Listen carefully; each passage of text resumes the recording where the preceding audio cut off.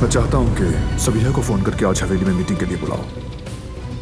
पता चला है कि वो एक मेडिकल फील्ड के लिए सरमायाकार की तलाश में है।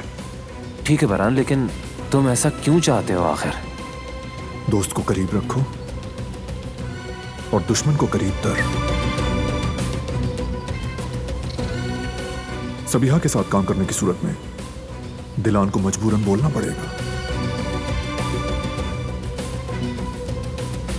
इस काम में मुझे बहुत मोहतात रहना होगा।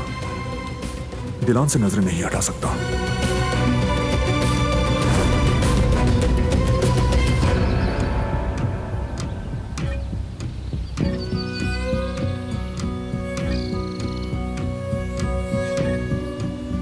तुमने ऐसा क्यों किया? सबीहा को यहाँ क्यों बुलाया?